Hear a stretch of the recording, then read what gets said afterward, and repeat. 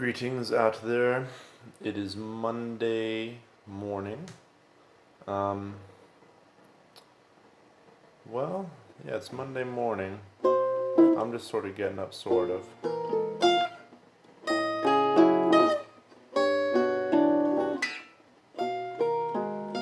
How often do you grab a chord and not know what it is?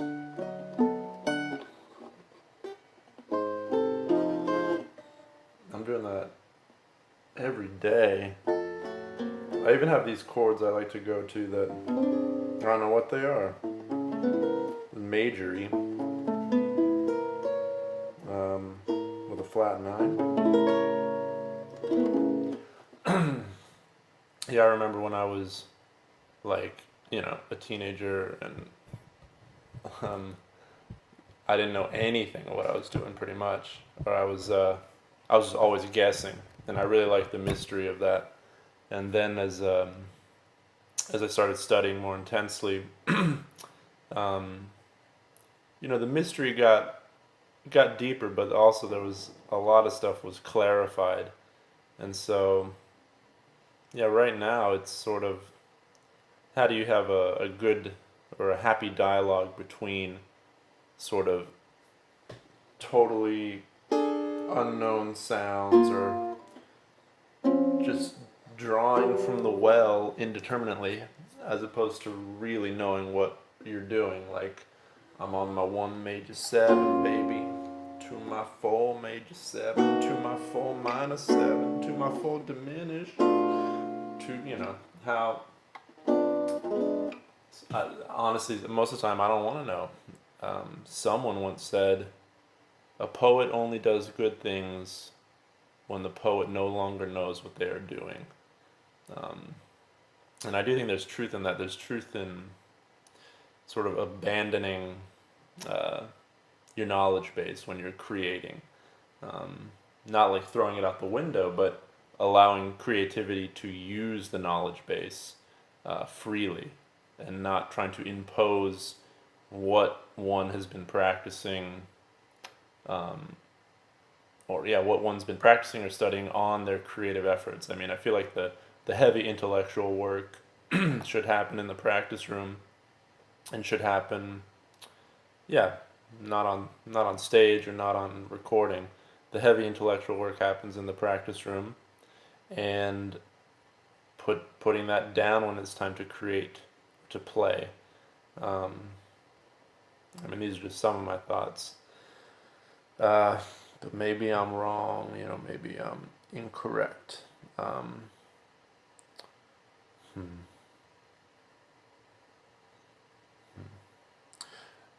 What are what are your practice sessions like? Because something I really love to do, like if I'm practicing an idea, like say I've been working on these chord scales in melodic minor, and just moving them up and down, different string sets, different inversions, and just trying to make melodic minor as integrated as humanly possible. And then I'll have these moments where, after I've done the exercise a number of times, I'll just be really quiet, not do anything, and just listen and just be quiet. I feel like it's sort of like letting what just happened sort of settle into my neuronal network, right? Like there's having a space for not doing after doing some heavy lifting. After I guess like when you do a new exercise, apparently your brain is all like lit up like crazy. Like you're drawing on so many resources to learn this new idea, right? Um, and then as it becomes more integrated or more familiar, it gets less and less of your brain has to work to do it, right? So perhaps some of us remember when we were just learning our G chord and what a freaking task that was and how it almost seemed impossible. And now it's just a G chord, right? The same thing can happen with these more far out ideas and far out harmonies and bizarre fingerings. I love this fingering. Wait, look at that fingering. That's silly. Um, And yeah, these things can become automatic. Because anyway, something I really like to do is after practicing something that is totally fresh and is really just pulling on all of my attention and all of my resources, is after I do it to just sit and be super quiet and let that settle in my brain or whatever. Just setting some time in the practice space for quiet and I guess reflection on what just happened. Um, yeah. What else is going on? My students just had their recital on Sunday, or yeah, yesterday, Father's Day. Um, it was good. I don't know. Kids make mistakes on stage. It's okay, you know. What's the worst mistake I've ever done on stage? Um, I don't know. I don't. I one time I called a tune I didn't know. This was many years ago, and I mixed up tunes. It was like two different tunes with the word love in them, and I called the tune I thought I knew, but I didn't know it. And then it was like 5 minutes of a guessing game.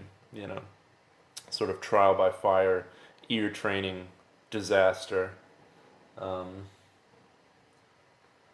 oh yeah, I mean, I've had I've had some humiliating experiences on stage. I mean, like definitely open mics, especially when I was a teenager in high school and like my early 20s. But I feel like that's super vital, right? Like if you want to perform and share, I don't know if you yeah, if you're called to perform and share your music, you got to go share it and get the feedback, even if the feedback is shut up, or get off the stage. Um, and that's happened to me a couple times, more than a couple times. Um, but it didn't get me. It didn't make me give up whatever I'm doing. I'm not sure exactly what I'm doing, but I'm doing something that I think is worthwhile. Um, anyway, these are Monday morning thoughts.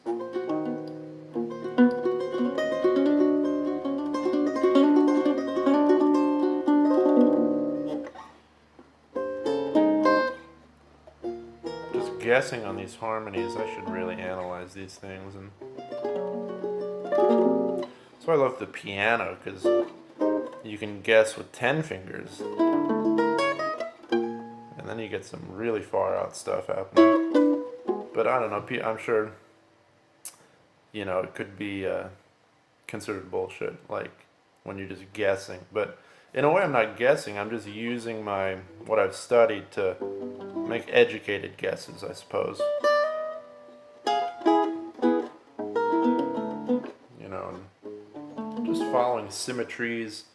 I don't know, symmetries on the neck, and just symmetries of pattern. Ah,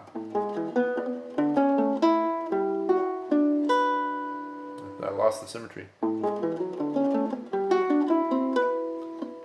because the G string.